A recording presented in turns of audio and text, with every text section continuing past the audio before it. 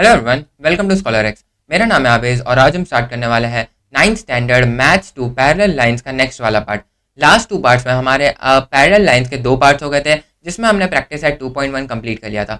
आज हम practice set 2.2 की तरफ बढ़ेंगे और उससे पहले हम जानेंगे प्रैक्टिस सेट 2.2 में लगने वाले कुछ बेसिक थियोरीज पे।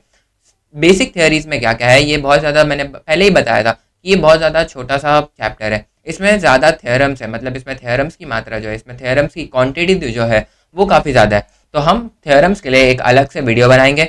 आज जो हमारा प्रैक्टिस सेट 2.2 से रिलेटेड है और थ्योरम्स का जो मेन मुद्दा है, जो मेन कंक्लूजन है, उसको पढ़ लेंगे। और जो थ्योरम को प्रूव करना होता है उसको हम बाद में एक नए लेक्चर में, एक फ्रेश लेक्चर में हम कंप्लीट करेंगे। आज हम प्रैक्टिस सेट 2.2 के बेसिक थ्योरीज की तरफ बढ़ेंगे।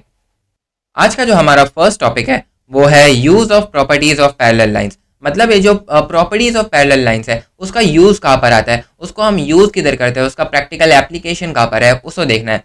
तो सबसे पहले एक थ्योरम है, एक छोटा सा थ्योरम है, इसको हमको प्रूव करना है या नहीं ये हम बाद में देखेंगे। अब बस इसका कंक्लूजन देखेंगे। सबसे पहले थ्योरम पढ़ेंगे। इसमें देखेंगे, इसमें लिखा है the sum of measures of all angles of a triangle is 180। इसका मतलब क्या है, अगर सपोज हमने एक ट्राइंगल ले लिया, सपोज ये एक ट्राइंगल है, इसका मेजर कुछ है, मतलब ये एंगल ए है, ये सपोज एंगल बी है एंड ये सपोज एंगल सी है। तो ये थ्योरम क्या बोलता है कि sum of angles of a triangle is 180 degree. मतलब ये जो ट्राइंगल है उसके जितने भी एंगल्स है, मतलब ट्राइंगल के तो बेसिकली 3 ही एंगल होते हैं, तो ये तीनों एंगल का सम, मतलब angle A plus angle B plus angle C, ये तीनों एंगल का जो सम है that will be equals to 180 degrees. तो ये थ्योरम का मतलब ये है। ऐसा नहीं कि बस यही वाला ट्राइंगल, अगर हम कोई भी ट्राइंगल ले, सपोज ये वाला ट्राइंगल, तो ये वाले ट्राइंगल का भी सम इक्वल टू 180 डिग्री रहेगा। सपोज हम और कोई दूसरा ट्राइंगल ले, ये वाले ट्राइंगल का सम भी 180 डिग्री रहेगा। तो मतलब अगर हम कोई भी एक ट्राइंगल बनाए, कोई भी अनइवन शेप का ट्राइंगल बनाए, चाहे फिर वो आइसोसेलेस हो, इक्विलैटरल हो या फिर स्केलिन ट्राइंगल हो, तीनों ट्राइंगल का कोई भी, मतलब जो भी आप ट्राइंगल बनाओगे वो ट्राइंगल का जो सम है वो हमेशा 180 डिग्रीज रहेगा। नेक्स्ट हम देखेंगे टेस्ट फॉर पैरेलल लाइंस। मतलब ये जो कोई, suppose test for parallel lines का मतलब क्या है, सपोज कोई 2 लाइंस है। अब हमको ये कैसे पता चलेगा कि ये दोनों लाइंस पैरेलल है या नहीं। ये दोनों लाइंस तो मतलब इंटरसेक्ट भी कर सकती है आगे जाके, लेकिन हमको ये बात कैसे पता चलेगी कि पैरेलल लाइंस है या नहीं। तो इसके लिए हम कुछ टेस्ट रखते हैं। मतलब अगर ये टेस्ट में वो 2 लाइंस पास हो गई तो वो हो जाएगी हमारी पैरेलल लाइंस, और अगर ये टेस्ट में फेल हो गई तो वो हो जाएगी हमारी इंटरसेक्टिंग लाइंस। तो फर्स्ट जो टेस्ट है हमारा वो है इंटीरियर एंगल टेस्ट, और इसको अगर हम पढ़े तो ये है if the interior angles formed by a transversal of 2 distinct lines are supplementary then the 2 lines are parallel। इसके आगे है then the 2 lines are parallel।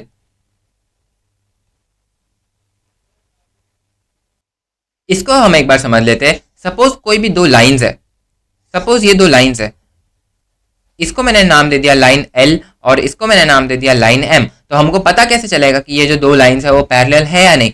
तो सपोज ये 2 लाइंस है और उसका एक ट्रांसवर्सल है, और अगर उसके इंटीरियर एंगल्स, मैंने आपको बताया था कि इंटीरियर एंगल्स ये होता है, ये या फिर ये और ये 4 में से कोई 2 इंटीरियर एंगल्स होंगे। तो इंटीरियर एंगल्स हमेशा एक ही साइड पर लेते हैं। तो अगर ये वाला एंगल, सपोज ये वाला एंगल को मैंने मार्क कर दिया एंगल ए, और ये वाला जो एंगल है इसको मैंने नेम कर दिया एंगल बी।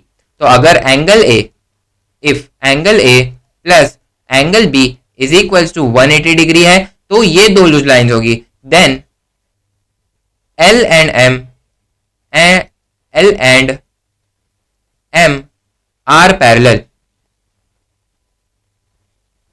मतलब अगर कोई 2 लाइंस है और उसका एक ट्रांसवर्सल उसको कट कर रहा है, अगर इंटीरियर एंगल्स का जो सम है वो 180 डिग्रीज है तो ये 2 लाइंस होंगे पैरेलल। अगर 180 डिग्रीज नहीं है तो ये हो जाएंगे इंटरसेक्टिंग लाइन।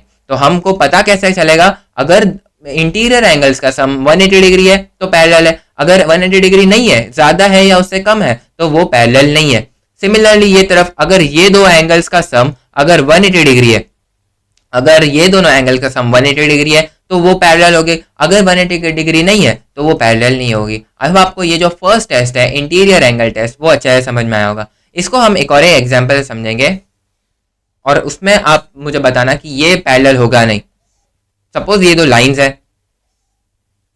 सपोज ये दो लाइंस है और इसका एक ट्रांसवर्सल है, ये एंगल है सपोज 100 या फिर 100 डिग्रीज, और ये जो दूसरा एंगल है वो है 75 डिग्रीज।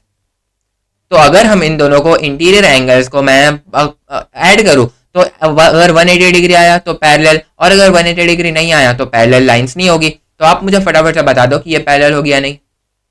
आई होप आपको ये पता चल गया होगा कि ये दोनों लाइंस पैरेलल नहीं होगी, क्योंकि पैरेलल होने के लिए कि जो इंटीरियर एंगल्स है तो मतलब 100 प्लस 75 डिग्रीज, इंटीरियर एंगल्स का सम कितना होना चाहिए 180 डिग्री, लेकिन यहाँ पर अगर हम सम करें तो इसका आंसर आ रहा है 175 degree which is not equal to 180 degree. तो अगर 180 डिग्रीज नहीं है तो इसका मतलब ये दो लाइंस है वो पैरेलल नहीं है, क्योंकि ये इंटीरियर एंगल टेस्ट को फेल हो गया। अगर इसका आंसर 180 डिग्री होता तो ये पैरेलल होता, लेकिन अगर 180 डिग्री नहीं है, इधर 175 डिग्री आंसर आया, तो ये हो जाएगा इंटरसेक्टिंग लाइंस। फिर से एक बार देख लेते हैं। अगर angle A, interior angles angle A और angle B is equal to 180 degree है, that means the lines are parallel. I hope आपको ये चीज़ अच्छे से समझ में आई होगी। इसके बाद हम नेक्स्ट टेस्ट में बढ़ेंगे। ऐसे हमारे पास 3 टेस्ट है। फर्स्ट तो हमारा interior angle theorem, interior angle test, second alternate angle test, और तीसरा जो है वो करस्पॉन्डिंग एंगल टेस्ट है। तो एक एक करके हम सब देख लेंगे। नेक्स्ट है हमारा ऑल्टरनेट एंगल टेस्ट। अब हम ऑल्टरनेट एंगल टेस्ट की हेल्प से देखेंगे कि दो लाइंस पैरेलल है या नहीं। तो इधर हम सबसे पहले पढ़े तो इधर है if a pair of alternate angles formed by a transversal of two lines is congruent then the two lines are congruent are parallel। तो हम फिर से दो लाइंस ले लेंगे। दो लाइंस को कट करने के लिए एक ट्रांसवर्सल बना देंगे। इधर क्या गिवन है कि ट्रांसवर्सल से जो ऑल्टरनेट एंगल फॉर्म होते हैं, मतलब ये वाला एंगल ऑल्टरनेट एंगल हमेशा z बनाएंगे, और z में ये वाला एंगल और ये वाला एंगल हमेशा इक्वल होगा। तो ये इधर हम देखें तो ये एंगल भी क्या बन रहा है, z बन रहा है, तो ये एंगल भी हो जाएगा ऑल्टरनेट एंगल्स, और ये दोनों एंगल्स इक्वल रहेंगे। तो अगर ऑल्टरनेट एंगल्स ट्रांसवर्सल और दो लाइन से बन रहे हैं और वो इक्वल है तो वो हो जाएगी पैरेलल, और अगर इक्वल नहीं है तो वो हो जाएगी इंटरसेक्टिंग लाइंस। सपोज मैंने इसको बोल दिया ये एंगल है a और ये एंगल है b। अगर मैं बोल दूं कि angle a is equal to angle b, then फिर क्या होगा, मैंने क्या बताया था कि ऑल्टरनेट एंगल इक्वल रहना चाहिए। ये एंगल है a, ये एंगल है b। अगर a is equal to b है तो मतलब ऑल्टरनेट एंगल जो है वो इक्वल है, then the lines are parallel. Line are parallel.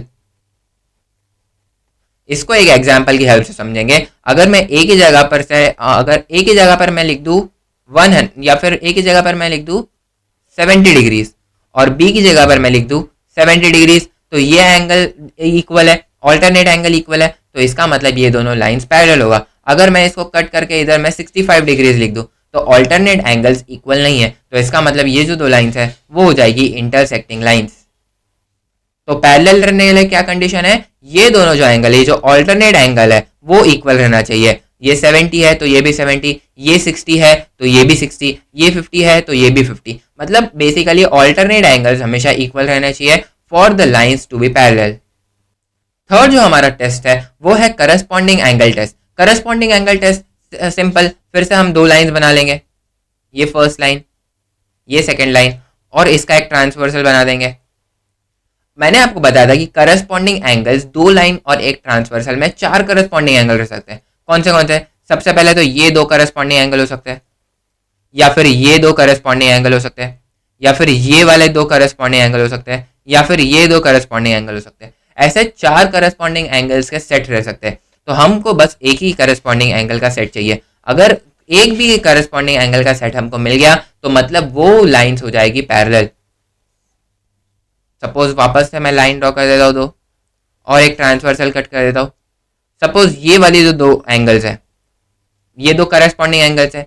Suppose इसको मैंने मार्क कर दिया a, इसको मैंने मार्क कर दिया एंगल b, और इधर लिख दिया इफ angle a is congruent to angle b, then अगर a और b कॉन्ग्रुएंट है then the lines are parallel. Then the lines are parallel. अगर ये दोनों इक्वल नहीं है, अगर मैं ये वाला जो कंडीशन है वो नहीं लिखता, सपोज ये कंडीशन नहीं लिखता, अगर मैं लिखता कि angle A is not equal to angle B.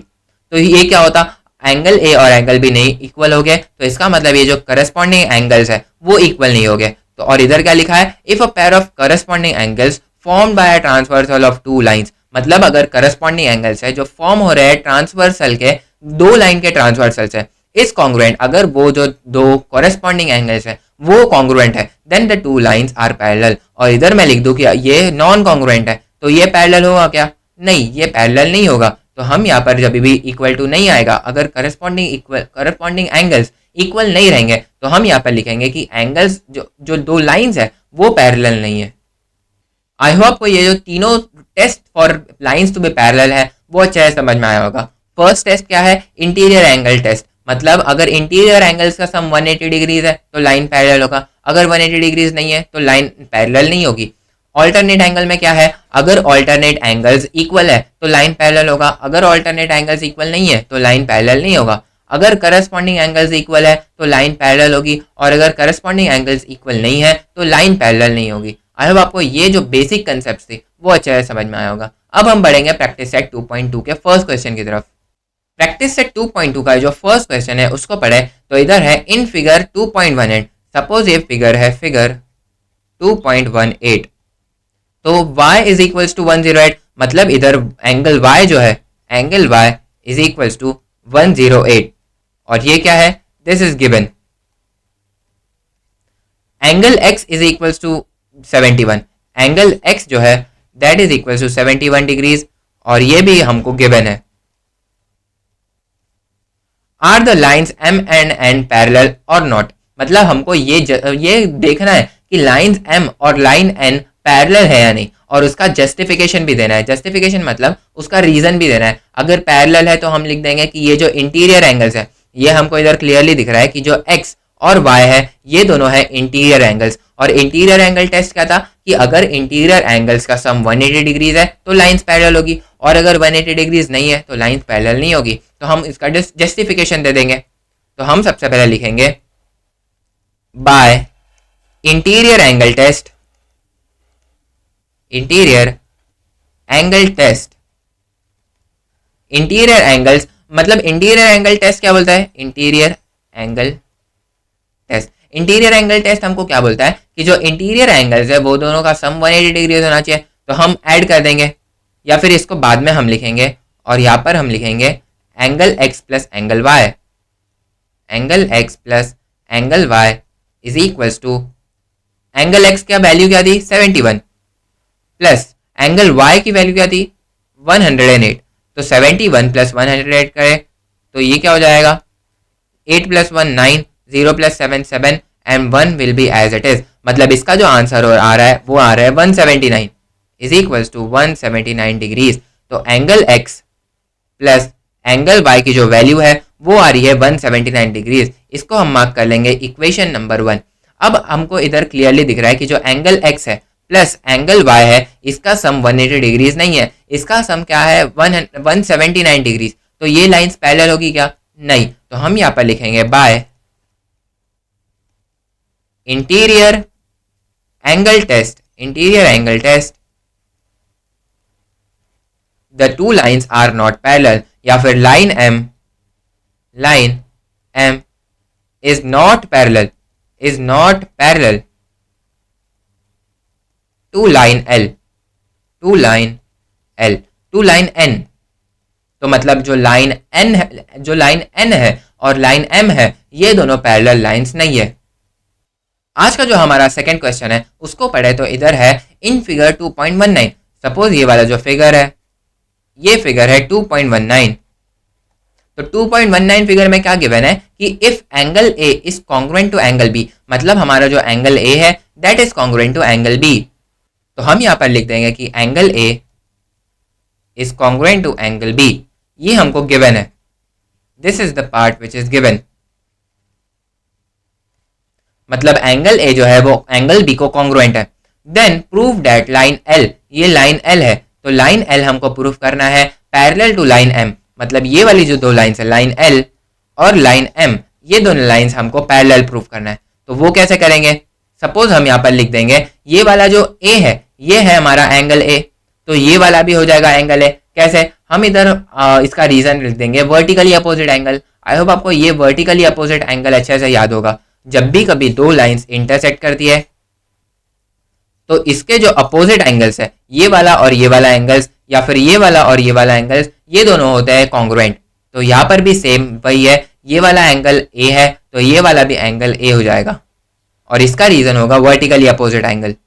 और सिमिलरली ये वाला भी एंगल ये हो जाएगा बी।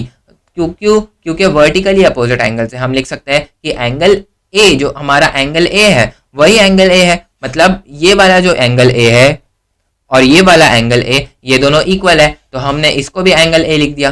तो हम अगर इसको देखें कि एंगल ए ये वाला आ गया और अब एंगल बी ये वाला आ गया और हमको इधर का गिवन है कि angle A is congruent to angle B, तो मतलब हमको बाय ऑल्टरनेट एंगल थ्योरम से हम क्या देख सकते हैं? हम बाय ऑल्टरनेट एंगल थ्योरम से लिख सकते हैं कि ये जो दो लाइंस है वो पैरेलल है। ऑल्टरनेट एंगल थ्योरम की नीड क्या थी कि जो ऑल्टरनेट एंगल्स है, ये वाला हमको गिवन है कि ये दोनों ऑल्टरनेट एंगल्स है, ये तो क्लियरली दिख रहा है। और गिवन क्या है कि angle A is congruent to angle B, मतलब ऑल्टरनेट एंगल्स का जो सम, ऑल्टरनेट एंगल्स इक्वल है।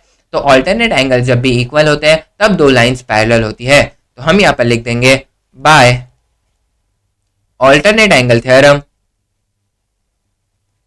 ऑल्टरनेट एंगल टेस्ट, जो हमारा लाइन एल है, line L is parallel to line M, क्यों? क्योंकि ये जो गिवन वाला पार्ट है और इसका रीजन हम लिख देंगे कि एंगल ए जो है that is congruent to angle B. ये वाला पार्ट जो है वो हमको गिवन है, तो angle A is congruent to angle B, ये की कंसेप्ट था। अगर ये गिवन नहीं होता तो हम ये प्रूफ नहीं कर पाते, लेकिन हमको ये गिवन है तो हमने इसको आसानी से प्रूफ कर दिया। नेक्स्ट, अगर हम यहाँ पर थर्ड क्वेश्चन पढ़े तो यहाँ पर है इन फिगर 2.20, तो ये वाला जो फिगर है ये है फिगर 2.20। तो ये अगर हम पढ़े तो if angle A is congruent to angle B, मतलब ये वाले जो दो एंगल्स है एंगल ए और angle B, they are congruent angles, and angle X is congruent to angle Y, मतलब ये वाला जो एंगल है और ये वाला जो एंगल है ये दोनों भी कॉन्ग्रुएंट है। तो हम क्या लिखेंगे? हम क्या प्रूफ कर रहे हैं? Then proof that line L, ये वाली जो लाइन है line L, that is parallel to line N, मतलब लाइन एल और लाइन एन पैरेलल है, यानी हमको ये देखना है, हमको ये प्रूफ करना है। तो हम कैसे प्रूफ करेंगे?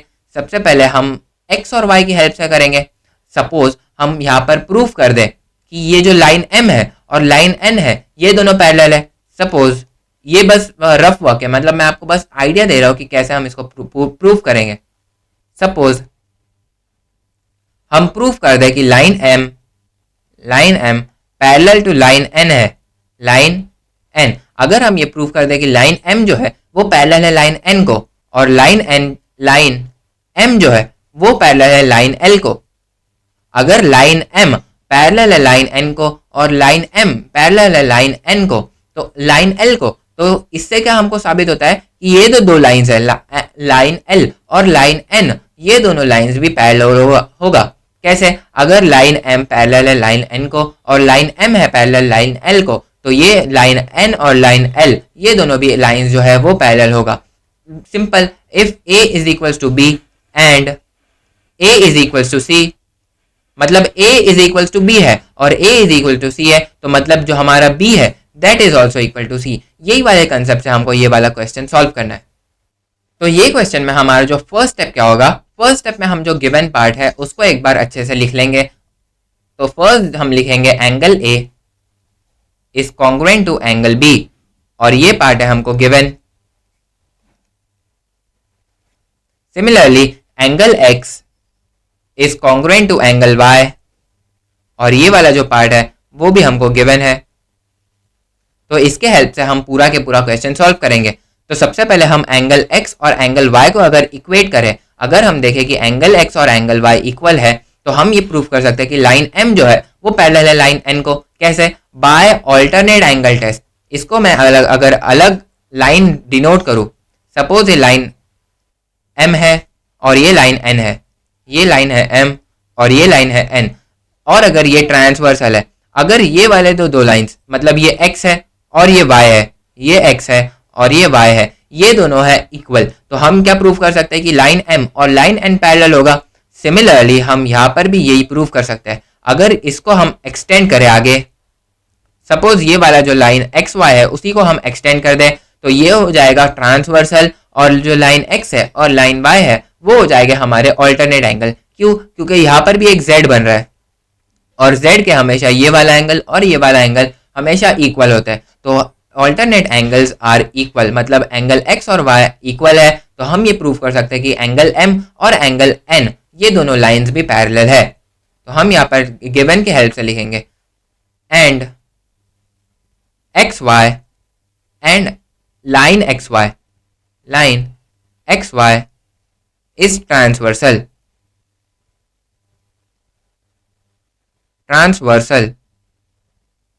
मतलब एंगल एक्स जो है वो एंगल वाई के इक्वल है, और लाइन एक्स वाई, सपोज मैंने इसको नाम दे दिया एक्स और इसको नाम दे दिया वाई, या फिर ये नाम देने की जरूरत है नहीं वैसे, और ये सेंटेंस भी लिखने की जरूरत नहीं है, हम डायरेक्टली यहाँ पर लिख देंगे by alternate angle test, bye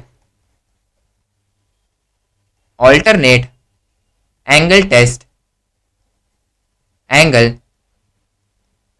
हम क्या लिख सकते हैं कि जो लाइन एम है, line M that is parallel to line n, line m is parallel to line l, line m is parallel to line n।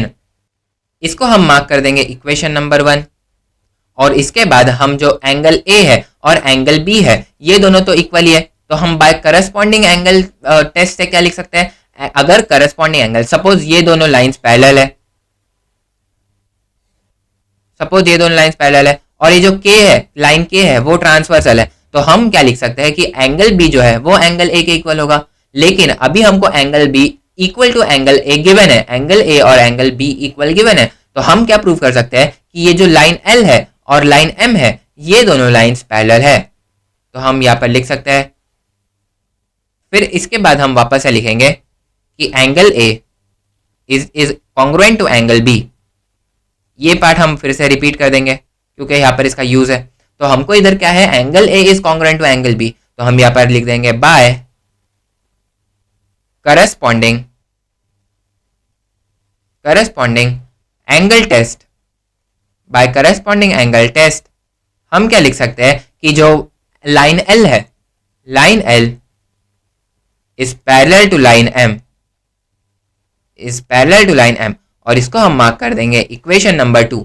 अब हम इक्वेशन 1 और इक्वेशन 2 ध्यान से देखें, तो लाइन m जो है वही पैरेलल है लाइन n को, और लाइन l जो है वो पैरेलल है लाइन m को, मतलब लाइन m जो है वो कॉमन है, तो मतलब लाइन m ही पैरेलल है लाइन n को और लाइन m ही पैरेलल है लाइन l को। तो इससे हम क्या कंक्लूड कर सकते हैं कि जो लाइन l है वो पैरेलल है लाइन l को। तो हम यहाँ पर फाइनल स्टेप लिख देंगे from equation 1 and 2, from equation 1 and 2, equation 1 और 2 अगर हम देखें तो वो क्या है, line m parallel to line n और line m parallel to line l, तो इसका मतलब लाइन l जो होगा, line l that will be parallel to line n, और ये हो जाएगा फ्रॉम इक्वेशन 1 एंड 2। और यहाँ पर हमने जो पूछा था उसको हमने प्रूफ कर दिया।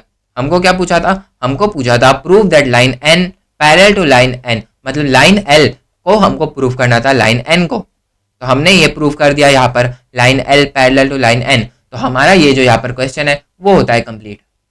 नेक्स्ट फोर्थ क्वेश्चन पढ़े इन फिगर 2.21। सपोज ये अब फिगर है 2.21। In figure 2.21 if ray B A is parallel to ray D A, मतलब ये वाला जो रे है ray B A that is parallel to ray D A, तो हम इसको एक्सटेंड कर देंगे। सपोज रे बी ए को अगर हम एक्सटेंड करते हैं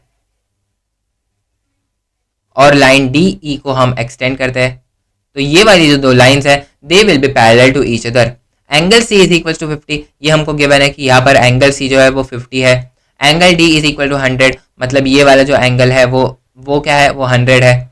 इसके बाद find the measure of angle A B C, मतलब हमको एंगल ए बी सी ये वाला जो एंगल है उसको हमको फाइंड करना है। तो ये कैसे फाइंड करेंगे, इसके लिए हमको एक हिंट गिवन है, हिंट क्वेश्चन में गिवन है। तो हमको इधर हिंट क्या है कि draw a line passing through point C and parallel to line A B, मतलब ऐसी लाइन बनाना है जो पैरेलल टू ए बी है और जो पास होती है सी से। तो हम ऐसे एक लाइन बना देंगे। तो हम यहाँ पर एक ऐसी लाइन बना देंगे जो सी से पास हो रही है और पैरेलल है लाइन ए बी को। तो ऐसी लाइन ये वाली है। सपोज ये लाइन है ऐसी लाइन जो ए बी से पैरेलल है और सी से पास हो रही है। तो हम यहाँ पर लिख देंगे कि हमने ये बना दिया। ऐसा लिखने की जरूरत नहीं है, यह हिंट थी, इसको हमने हिंट फॉलो करके एक लाइन बना दिया। इसके बाद हम क्या देखेंगे कि angle A B is parallel to angle, suppose इसको मैं मार्क कर दूंगा एंगल या फिर पॉइंट एफ। तो हम यहाँ पर लिखेंगे कि लाइन ए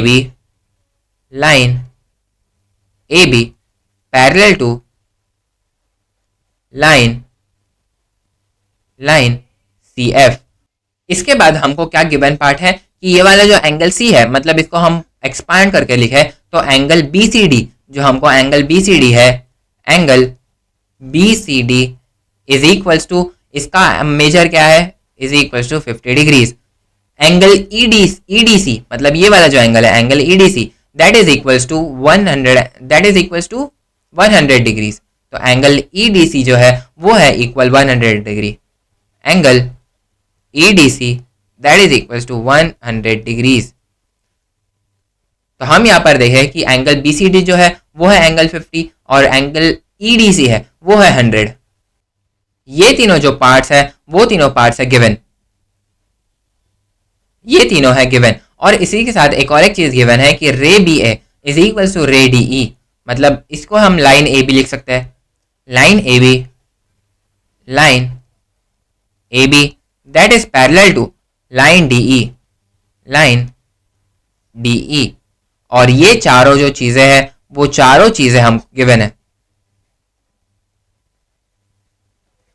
तो हम ये गिवन से हम एक चीज प्रूव कर सकते हैं, अगर line A B is parallel to line C F, ये जो लाइन ए बी है that is parallel to line C F या फिर एफ सी, और लाइन ए बी ही पैरेलल है लाइन डी ई को, तो हम इससे क्या प्रूव कर सकते हैं कि जो line A B D E और एफ सी ये तीनों लाइंस पैरेलल है। तो इससे हम प्रूव कर सकते हैं कि जो लाइन डी ई है वही पैरेलल है लाइन एफ सी को। तो हम यहां पर लिख देंगे from given part, from given part हम क्या प्रूव कर सकते हैं कि जो लाइन डी ई है, लाइन डी ई, या फिर हम थोड़ा थोड़ा इसको ऊपर खिसका देंगे, तो हम यहां पर लिख देंगे कि जो लाइन डी ई है, line D E that is parallel to line F C या फिर सी एफ, आप कुछ भी लिख सकते हो, एफ सी सी एफ दोनों एक ही है। Line D E is parallel to line F C, और इसको मार्क कर देंगे इक्वेशन नंबर 1। अब इसके बाद हमने ये प्रूव कर दिया कि लाइन डी ई जो है वो पैरेलल है लाइन एफ सी को। अगर लाइन डी ई पैरेलल है लाइन एफ सी को तो जो दोनों के जो ऑल्टरनेट एंगल्स हो गए, मतलब ये वाला एंगल और ये वाला एंगल, ये वाला एंगल्स का जो दो एंगल्स है ऑल्टरनेट एंगल्स, वो दोनों इक्वल हो गए by alternate angle theorem. Alternate angle theorem क्या बोलता था कि अगर दो लाइंस पैरेलल है तो और एक ट्रांसवर्सल है तो उसका जो ऑल्टरनेट एंगल्स है वो दोनों एंगल्स पैरेलल इक्वल रहेंगे, कॉन्ग्रुएंट रहेंगे। तो हम दोनों एंगल्स को कॉन्ग्रुएंट कर देंगे। ये जो एंगल है वो है angle E D C. Angle E D C जो है, angle E D C is equals to angle, और यहां पर हम इधर लिख देंगे कि जो डी सी है, ये वाला जो लाइन है डी सी, ये उसका ट्रांसवर्सल है, and line D C is transversal, और लाइन डी सी जो है वो उसका ट्रांसवर्सल है। तो हम यहां पर लिख देंगे कि जो एंगल ई डी सी है that is equal to angle D C F, मतलब ये वाला जो एंगल है E D C that is equal to angle D C F, ये वाला और ये वाला एंगल इक्वल है। तो हम यहां पर लिख देंगे angle E D C is equal to angle D C F. अब एंगल डी सी एफ को हम इसको अगर हम ब्रेक करें तो एंगल डी सी एफ, ये दोनों एंगल्स का जो दोनों को अगर मिला है तो ये वाला एंगल प्लस ये वाला एंगल होगा। अगर हम ये एंगल डी सी बी और एंगल बी सी एफ ये दोनों को ऐड करें तो हो जाएगा एंगल डी सी एफ, क्योंकि ये जो एंगल है वो बाइसेक्ट कर रहा है, ये जो लाइन है सी बी ये बाइसेक्ट कर रही है, मतलब ये वाला जो एंगल है angle D C B plus angle B C F करे, वो दोनों एंगल्स का जो सम है वो हो जाएगा एंगल डी सी एफ। तो हम यहाँ पर लिख देंगे angle D C F is equals to angle D C B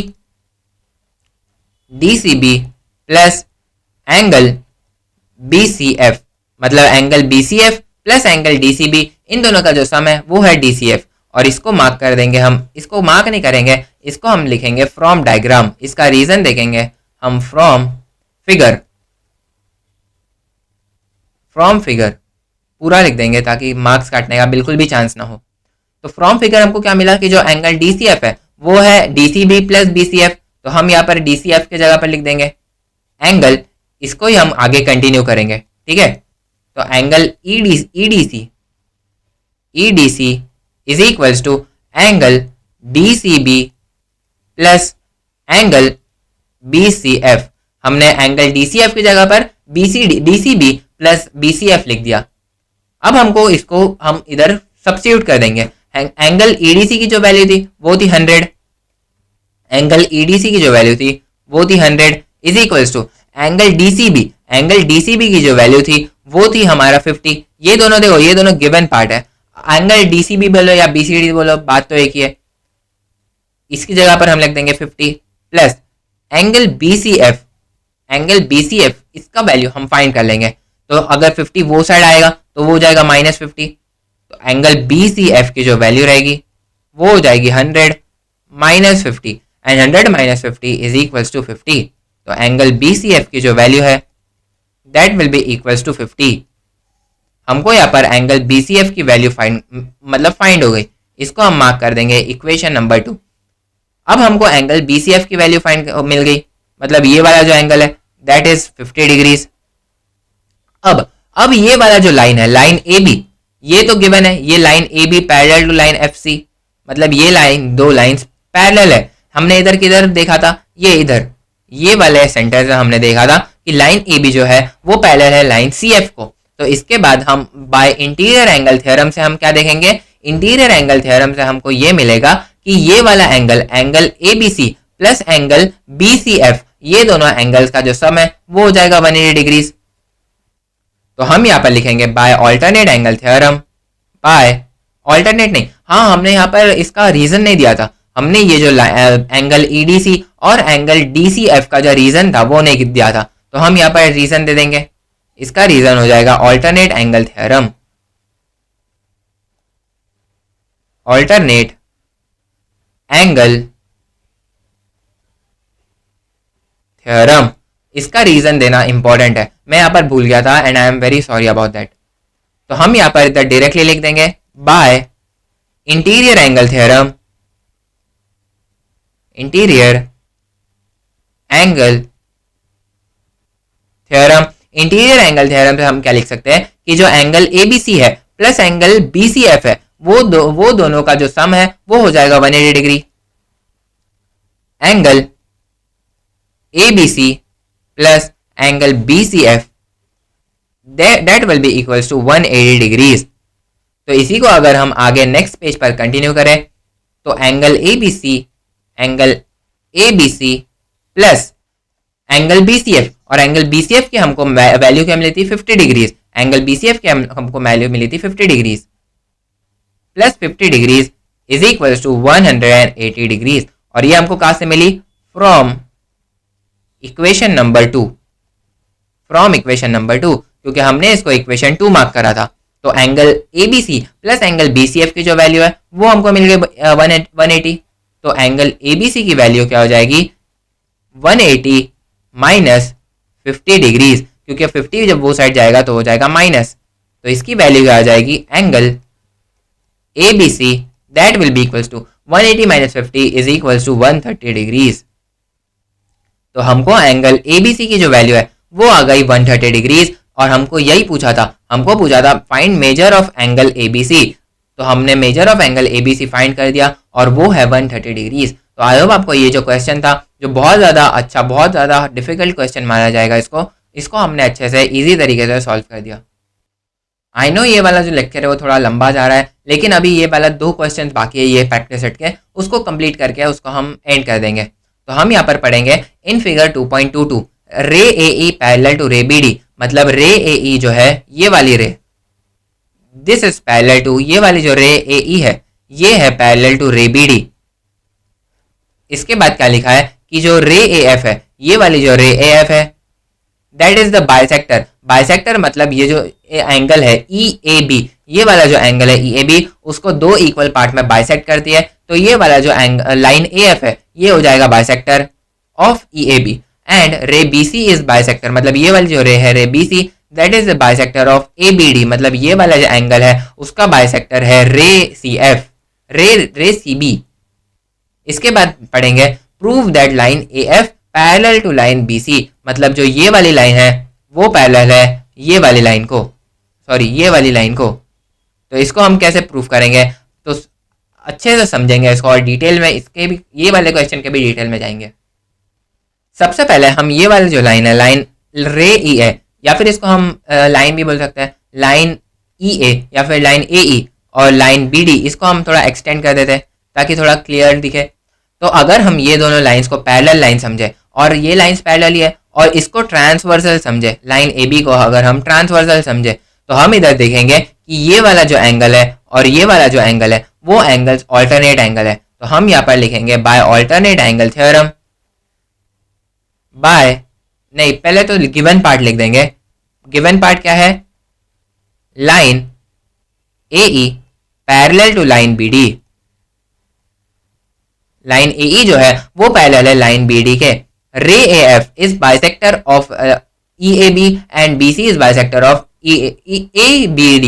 तो इसको हम बाद में लिखेंगे। तो अगर हम सपोज करते हैं line AE parallel to line BD and ये जो ट्रांसवर्सल है line AB, line AB is transversal,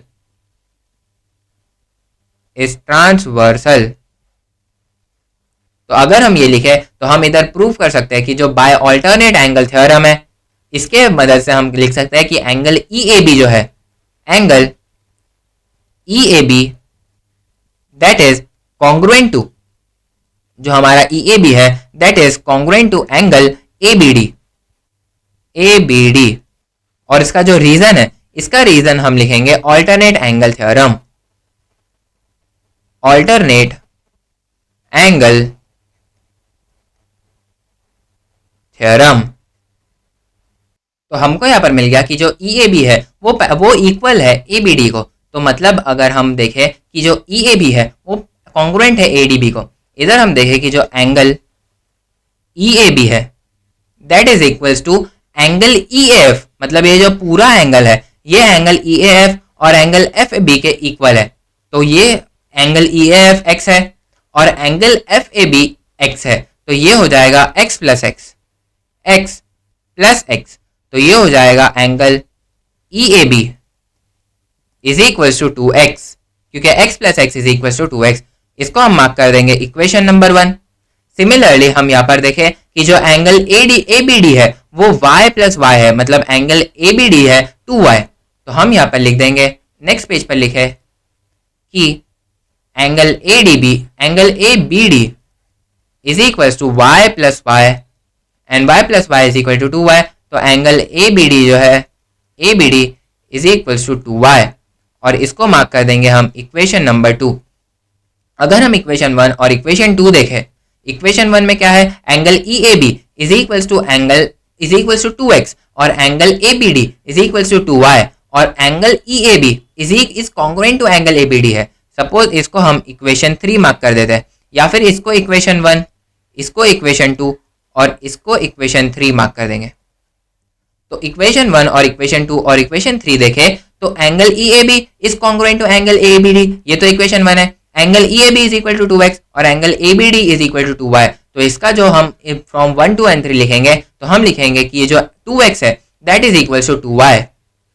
हम यहाँ पर लिखेंगे from equation 1 2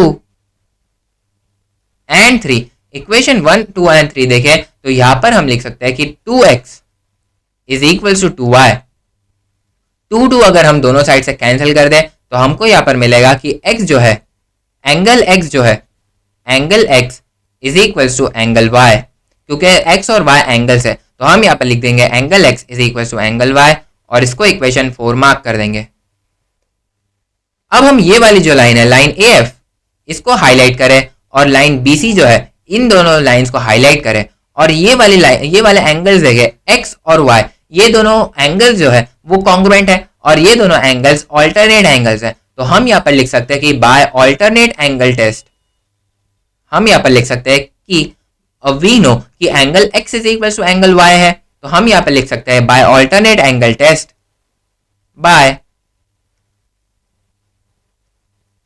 alternate angle test हमको क्या मिला कि ये वाली जो लाइन है line AF that is parallel to line CB। क्यों? क्योंकि ये जो ऑल्टरनेट एंगल्स है वो इक्वल है, जिसको हमने ऊपर वाले स्टेप में लिखा था कि एंगल x जो है वो एंगल y के इक्वल है। ये तो हमने ऊपर वाले स्टेप में लिखा था। तो बाय ऑल्टरनेट एंगल टेस्ट हम क्या लिख सकते हैं कि ये जो लाइन है AF that is parallel to line BC। हम यहाँ पर लिख देंगे line AF that is parallel to line BC। और हमने यहाँ पर जो पूछा था उसको हमने यहाँ पर डिलीवर कर दिया, मतलब हमने उसको प्रूव कर दिया। तो line AF is parallel to line BC, इसको हमने प्रूव कर दिया।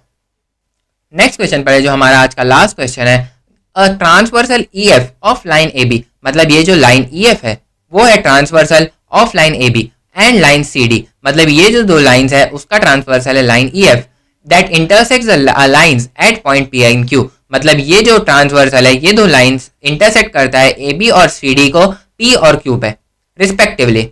रे PR and ray QS are parallel and bisector of angle BPQ and angle PQC, मतलब ये जो रे QS है वो बाइसेक्टर है PQC का और रे PR है वो बाइसेक्टर है BPQ का। तो आगे क्या लिखा है, prove that line AB parallel to line CD, मतलब हमको ये वाली जो लाइन है लाइन AB ये प्रूव करना है पैरेलल टू लाइन CD। तो हम ये कैसे प्रूव करेंगे? सबसे पहले हमारा जो इधर फर्स्ट स्टेप रहेगा वो क्या रहेगा कि ये वाला जो एंगल है एंगल BPQ एंगल BPQ जो है वो है डबल, या फिर हम लिख सकते हैं कि एंगल ये वाला एंगल है एंगल QPR है वो आधा है एंगल QPB का। एंगल QPR ये वाला जो एंगल है वो आधा है एंगल BPQ का, करेक्ट, क्योंकि ये बाइसेक्टर है ना। और बाइसेक्टर क्या होगा, बाइसेक्टर हमेशा दो एंगल्स, जो बड़ा वाला एंगल है उसको दो छोटे छोटे एंगल्स में इक्वली डिवाइड करता है। तो ये वाला एंगल क्या हो जाएगा, आधा हो जाएगा ये टोटल एंगल का। तो हम यहाँ पर लिख देंगे angle QPR is equals to half into angle QPB या फिर BPQ। ये जो एंगल QPR है that is half of angle BPQ और इसको हमको मार्क कर देना है इक्वेशन नंबर 1। अब इसके बाद हम सिमिलरली ये वाले स्टेप में भी सेम चीजें परफॉर्म करेंगे और इसका रीजन हम लिख देंगे। इसका रीजन क्या होगा कि line QS is angle bisector.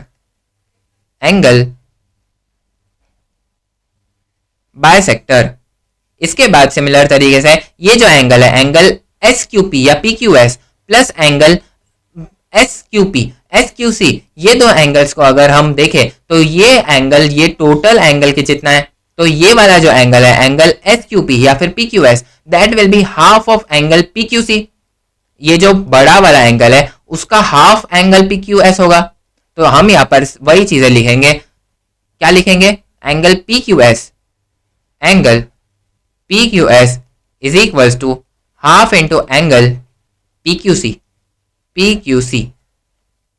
इधर हम लिख देंगे इक्वेशन 2 और इसका भी रीजन हम क्या दे देंगे, इसका रीजन हम लिखेंगे कि ये जो लाइन QS है यहाँ पर हमको लाइन PR रीजन में लिखना था, really sorry about that.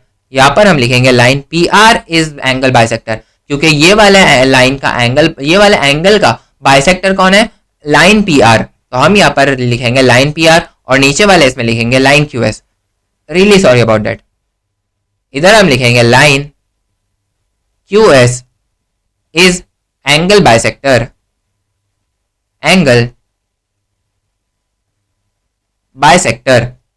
Next अगर हम ये वाला सेंटेंस पढ़े कि रे PR एंड रे QS, मतलब ये जो दो रेज है ये क्या है, आर पैरेलल, मतलब ये दो जो रेज है वो पैरेलल है। मतलब अगर हम देखें तो ये वाला एंगल जो है angle PQS that will be equals to angle QPR because of alternate angle theorem.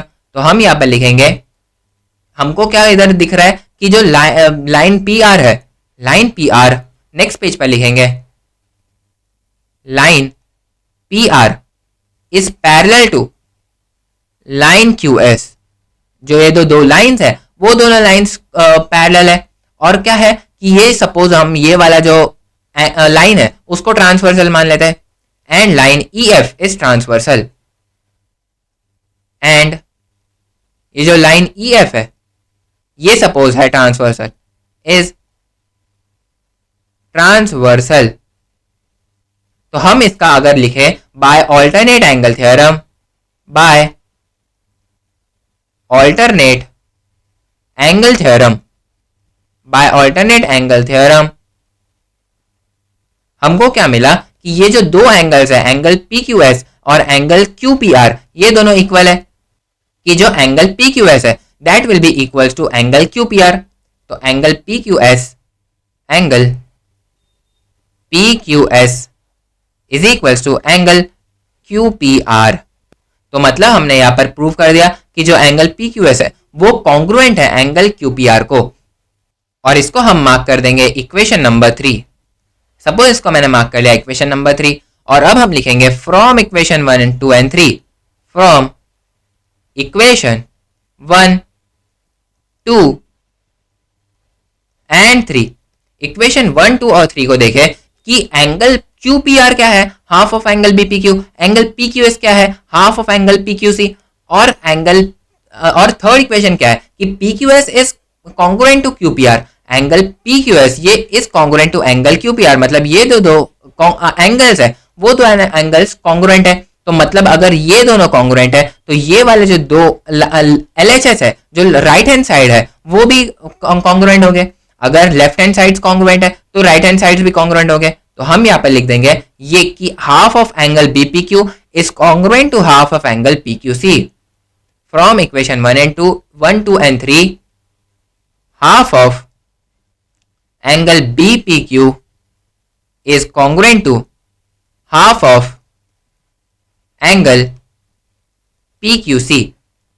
Half of angle BPQ is equal to half of angle PQC, और इसको हमने लिख दिया।